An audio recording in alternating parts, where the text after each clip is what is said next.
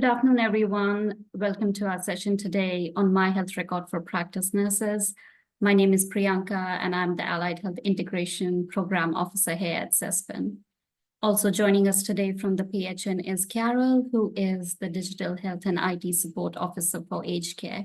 We also have Christina from the CPD team joining us today. I would like to start by acknowledging the traditional custodians and the sovereign people of the land across which we work.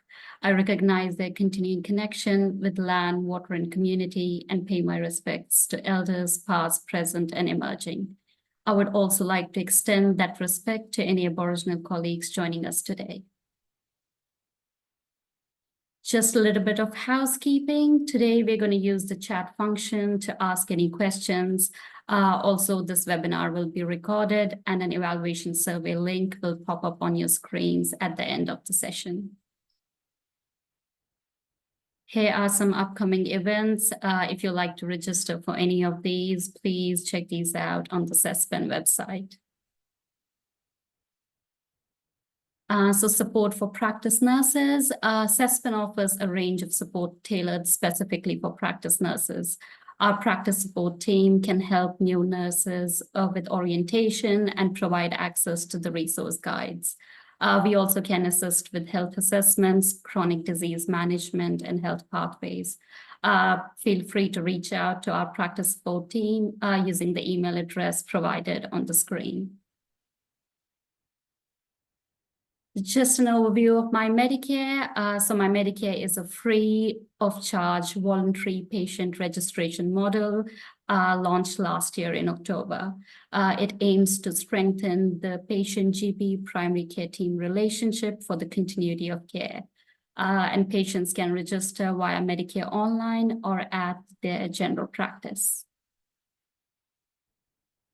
So learning outcomes.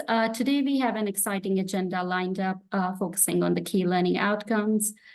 We will begin with an introduction to CESPN, providing insights into our organization's role in the healthcare sector. We'll explore the advantages and opportunities My Health Record offers for both practitioners and patients. We will also provide you with the range of documents accessible in My Health Record, discussing the differences in document handling between a registered nurse and enrolled nurses. We'll also explore the privacy measures, and we'll also introduce the My Health app. Lastly, we'll showcase a case study demonstrating My Health Record's practical application in the healthcare setting. So who is CESPN? Central and Eastern Sydney Primary Health Network caters to a population of 1.5 million people spread across a vast 587 square kilometers of area, stretching from Bondi to the Sutherland Shire in the south and reaching as far west as Strathfield. Projections suggest by 2031, our population will exceed 1.9 million, with a notable increase in the individuals aged over 65 years. Just a breakdown of our service profile. Within CESPN, we oversee 577 general practices and 3,224 allied health professionals. In addition to general practices, we also manage 148 residential aged care facilities, 1,871 specialists, and 494 pharmacies across 2 local health districts, Sydney LHD and Southeastern Sydney LHD. So let's begin with an introduction to what is My Health Record. My Health Record is an online secure summary of an individual's key health information. An important element of the system is that it's personally controlled. And what that means is that an individual has a say to what gets uploaded and what stays on their record and who can see their record. It forms the part of a national system, so the individual's My Health Record travels with them wherever they are, and no matter which registered healthcare provider they're seeing. A patient's My Health Record is accessible at all times by them and their healthcare provider. The patient's record can be viewed and the information can be added. However, this is subjected to the access controls set by the patients, which we will touch on a bit later in the session. My Health Record is private and is protected via legislation, the My Health Records Act 2012. It is secured to multiple layers of international best practice and IT security. So what that means is that there's a cybersecurity team which monitors, maintains, and improves the system 24/7. To give you the latest information from December 23, more than 23.7 million Australians have My Health Record, with 7.4 million of them being in New South Wales. And additionally, there are over 1.1 billion documents in the system being uploaded by the consumers and the healthcare providers. Within our region, the public hospitals in both Sydney Local Health District and South Eastern Sydney Local Health District, general practitioners, specialists, and pharmacies are actively uploading clinical documents as a part of their everyday practice. As you can see on the screen, 99% of pharmacies and general practices have registered and are currently using My Health Record. About 95% of the public hospitals are utilizing it. The numbers are still low for specialists and aged care, but we're hoping these numbers will go up in the coming years. Handing it over to you, Carol. Thank you, Priyanka. That was a great introduction. Now, before we deep dive into the benefits and features of My Health Record, I'd like to show you all a video which highlights the key components of the My Health Record system.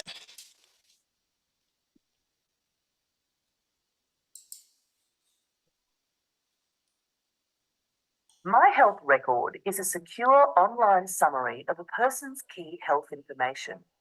This includes information from GP records, pathology tests, diagnostic imaging, hospital records, Medicare, prescribed medicines, and information uploaded by individuals themselves.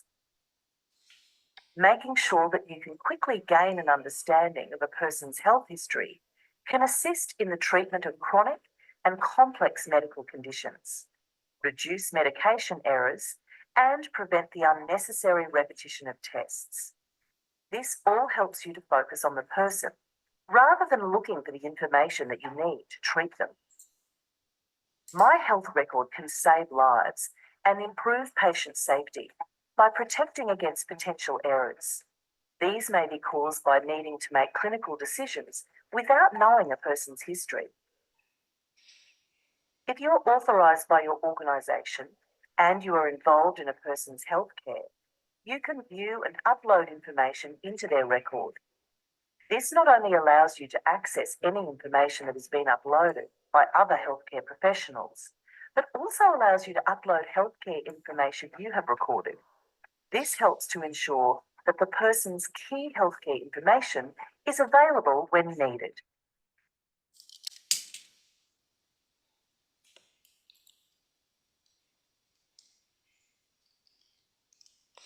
So as you might have picked up in the video, there are a lot of relevant documents in the My Health Record system which could be useful in your role. These documents fall into three categories of information which can be entered into the My Health Record system. They include consumer documents, Medicare documents, and provider documents. Today, we will be focusing on the documents that you as a practice nurse would be more familiar with, such as the Australian Immunisation Register, also known as the AIR, shared health summaries, pathology reports, event summaries, prescription records, and specialist letters. Utilization of these documents in the My Health Record system will benefit both the healthcare providers and the patient. The potential benefits of My Health Record can be seen in the overall health sector, the healthcare provider organizations, and also on an individual level for the patient. The benefits for the health sector include improved continuity of care, reduced duplication and wasted resources, and streamlined information into one secure location. For healthcare provider organizations like yourselves, you can benefit by reducing time spent gathering health information, improving decision support, saving time in emergency situations, and it can also benefit you by facilitating the validation and verification of clinical information, avoiding adverse medication events, providing access to allergy information, improve continuity of care, and inform end-of-life care. As for each individual, they will have improved and informed self-management of their health conditions. This allows for prompt access to key health information in an emergency, secure, convenient access to health information, and less of a need to remember key aspects of their medical history and medications. Adding value to a clinical practice through My Health Record is a great digital tool containing a range of information that can support clinicians and improve patient outcomes. But you may still be wondering, how can this add value to my clinical practice? Well, let's have a look at an example. We know that the Australian Immunisation Register is situated in a person's My Health Record. With access to the My Health Record, you as a nurse are able to view their entire immunisation history and forecast when their next vaccines are due. This information is particularly useful as we approach the flu season. This can facilitate assessment for healthcare staff, saving them time having to collect necessary information or having to rely on the patient's ability to be able to record their medical history accurately.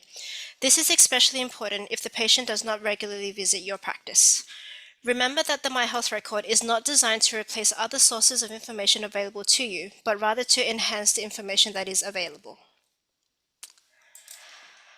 There are a lot of clinical documents available on the My Health Record, but this webinar is tailored to focus on clinical documents which can be uploaded by practice nurses. So we will begin by going through the shared health summaries.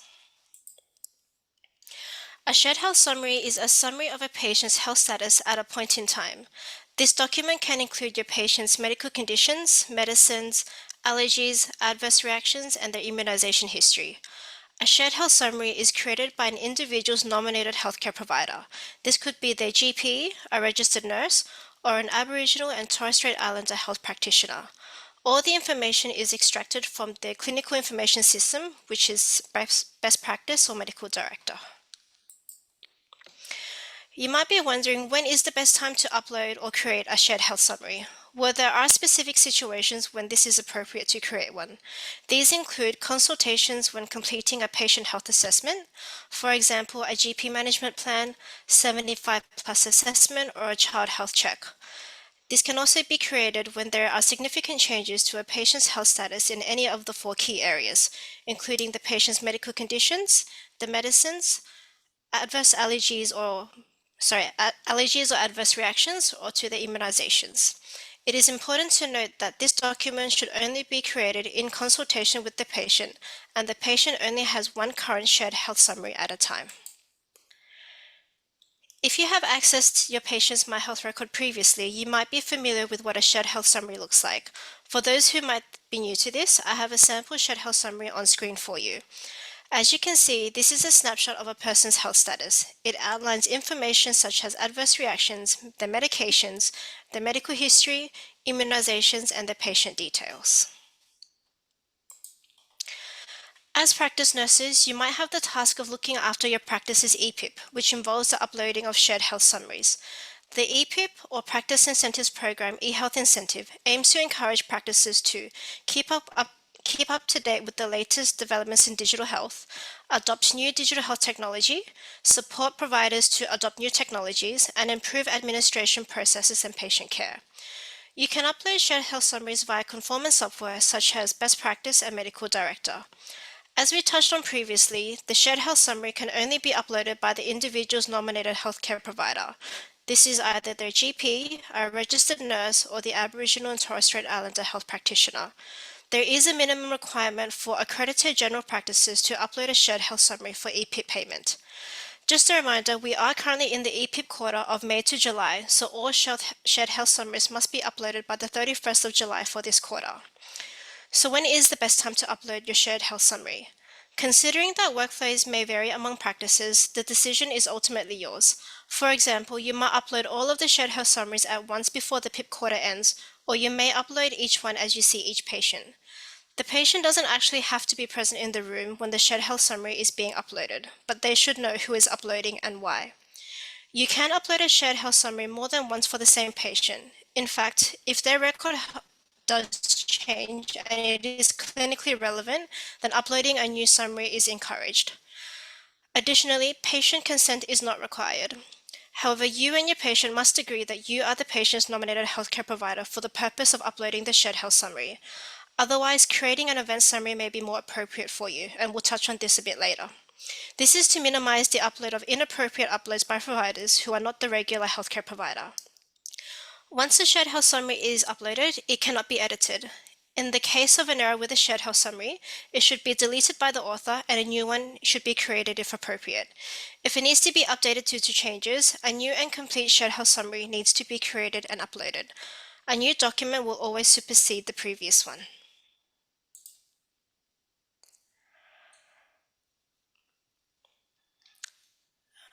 Sorry, just a slide before that.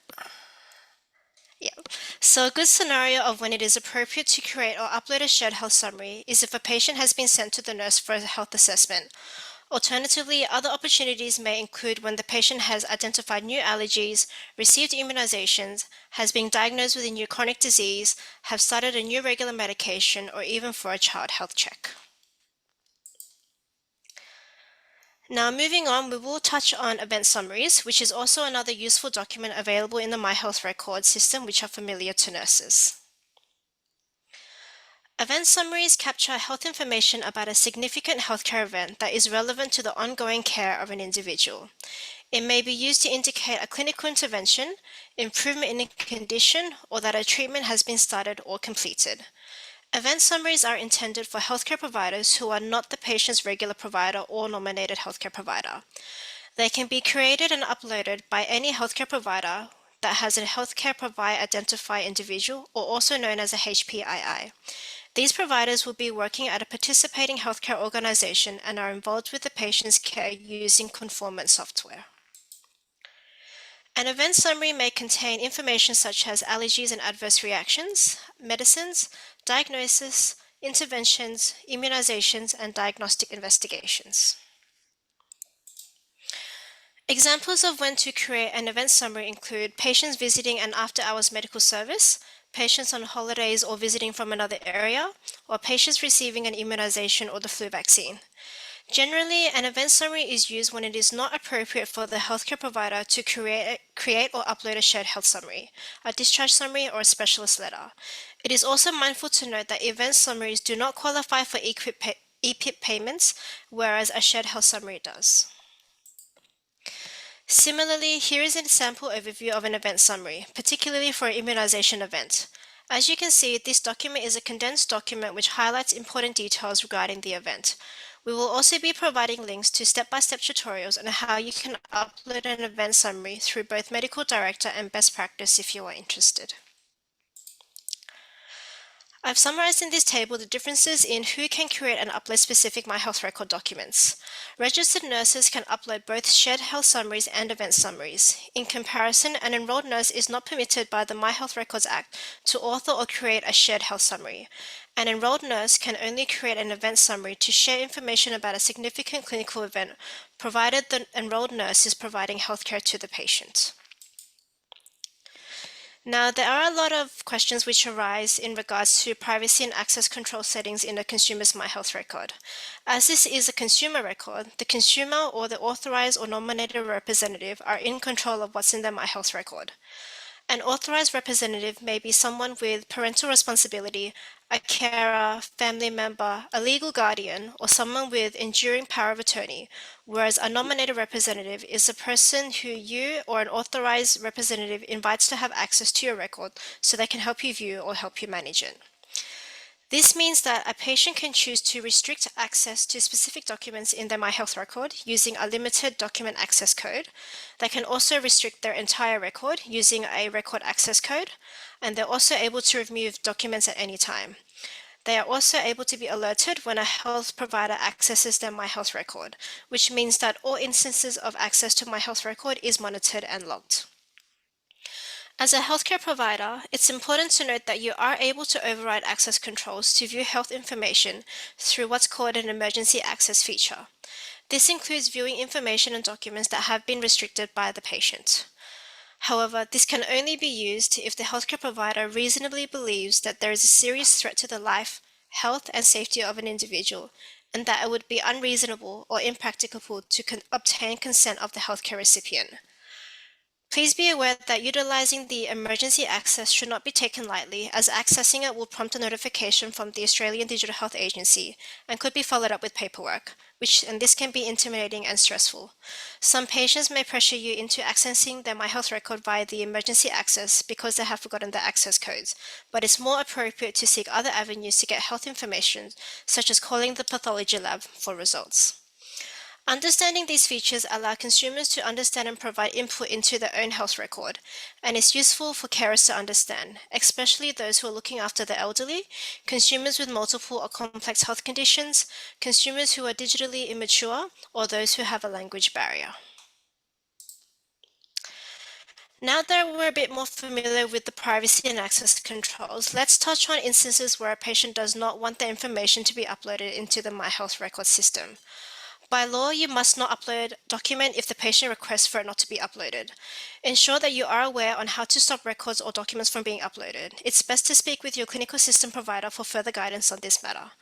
Make sure you note when you withhold a document and why you have withheld it through your clinical information software. Documents which upload by default include prescription records, pathology reports, diagnostic imaging reports, dispense records, and discharge summaries. Privacy and access is quite a big topic within the realm of My Health record, so I've compiled a few question and answer scenarios to help you better understand the situations relevant to your everyday practice. So question number 1, does a healthcare provider need to gain consent of a patient to view their My Health record outside of a consultation? A healthcare provider does not need the consent of a patient to view their My Health record when providing healthcare to the patient. They would be authorized to view a My Health record outside of a consultation if it is connected to providing care to the patient. For example, you could check the test results that have been uploaded to the My Health record. Providers should remember that a patient has the ability to view an access history that sets out information about organizations that have accessed their record. Although the name of the practitioner that has accessed the record is not displayed to the patient, patients can also set up SMS or email notifications for when the organization first accesses their record. Question number 2, can healthcare providers upload information without telling the patient? A provider does not need to gain consent from the patient each and every time a document is uploaded to their My Health record. A consumer gives standing consent upon registration for all documents being uploaded to their record. However, there are particular sensitive information such as HIV or AIDS that under existing public health acts require the expression or written consent of a patient to share that information with other providers. These obligations still apply for the My Health record, so any providers wishing to upload sensitive information will need additional consent of the patient to do so. Wherever possible, it is preferable for the healthcare provider and the patient to be together when curating the contents of a shared health summary. This may help ensure the accuracy and currency of the information and helps the patients better understand their health conditions. And last question, how is consent and the My Health record managed with children? Authorized representatives, such as a parent or a legal guardian, will have control of their child's My Health records from the age of 0 to 14 years. After a child turns 14, they will be able to choose whether they manage their own My Health record. If a child chooses not to take control of the My Health record between the ages 14 to 17, their authorized representative can continue to manage their record until they turn 18. Once a child turns 18, the authorized representative will automatically lose access to their My Health record. A child between the ages of 14 to 18 who has not yet taken control of their record will not have any new Medicare information flow onto their record. This is in line with the existing policies of Medicare information sharing. Now we've discussed accessing the My Health record from a healthcare provider's point of view, so let's touch on how your patients can easily access My Health records through the My Health app. The agency has developed the My Health app to encourage consumers to easily access their health information in My Health record on a mobile device. This app has had a soft launch last year and is a free app available via the App Store or Google Play. It allows users to view the information, download documents from their My Health record onto their mobile device, and even share documents that contain health information with other people or organizations. If your organization has not yet connected to My Health record, your patient may be able to use the information in the My Health app and show you their list of medicines, summaries and test results, or share a document using the mobile device during a consultation. Here is a snapshot of the app's home screen, which lets consumers access information and documents, including medicines, allergies and reactions, vaccinations, scans and test results, hospital visits, advanced care plans, and organ donation information. As we mentioned previously, the three sources of information or documents which can be accessed are clinical documents, personally entered information by the consumer, and Medicare information.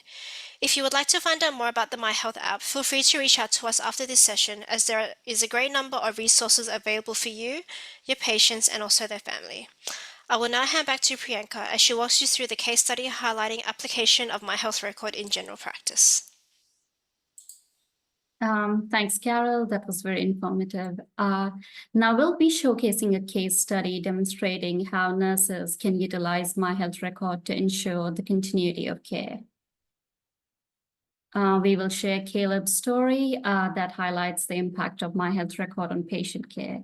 So setting the scenario, Caleb is a patient who recently underwent medical treatment at a hospital and is now visiting his local general practitioner for a follow-up appointment.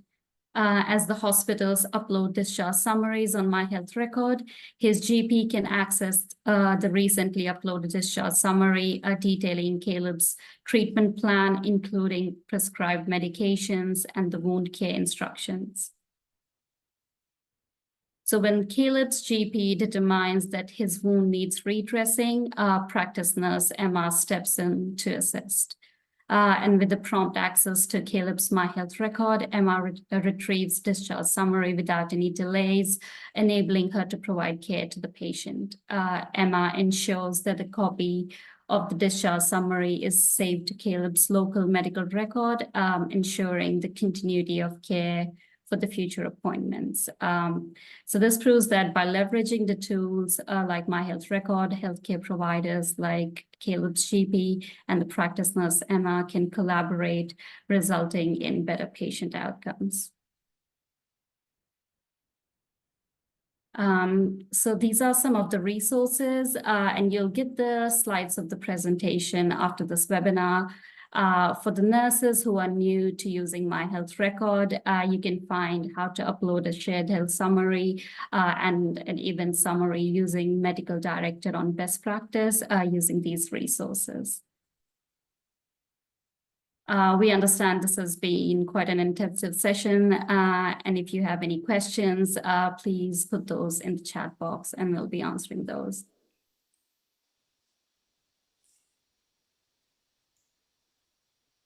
Christina, can you see any questions?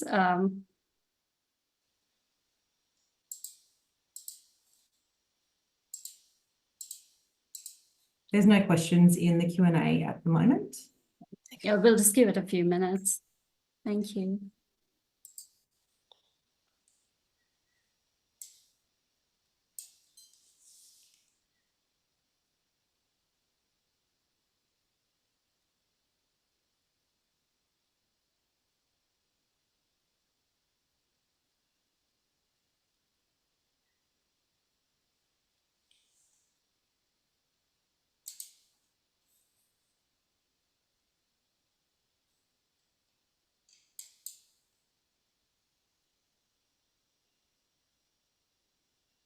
There is one question in there now. Yep. So the question is, can you please confirm when immunizing, when it is appropriate to upload a shared health summary or an event summary? Immunization was mentioned with both documents. So in this scenario, the event summary would be more appropriate as it is just one of the events that we are recording. So with immunizations, I will put them into an event summary. However, if there is more than one immunization that has been added to the patient's details, then a shared health summary would be more appropriate.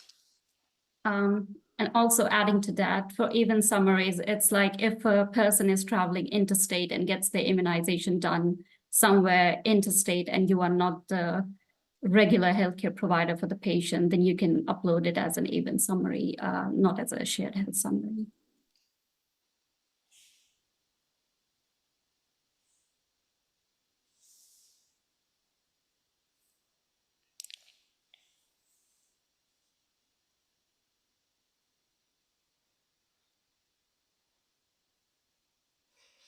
So we've just got a follow-up question. So if they are a regular patient and we are immunizing them, we would use a shared health summary. Priya, do you want to take this question? Yeah, so if it's one immunization, you can still put a shared health summary if you want to put it in your EPIP quarter, and it should be fine. Just don't do it as shared health summary if you are not the regular healthcare provider.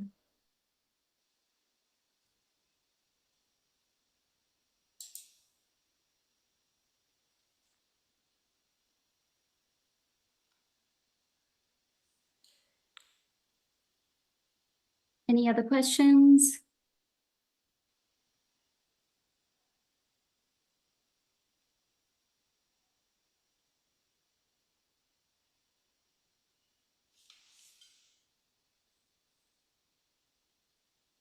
So no more questions.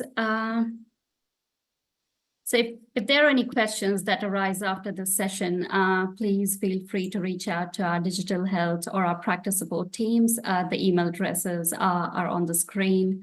And a special thanks to all of you for attending this session. And just a reminder to please complete the online survey that will pop up on your web browser, as well as the post-training survey that will be emailed to you. We look forward to seeing you again. Thank you.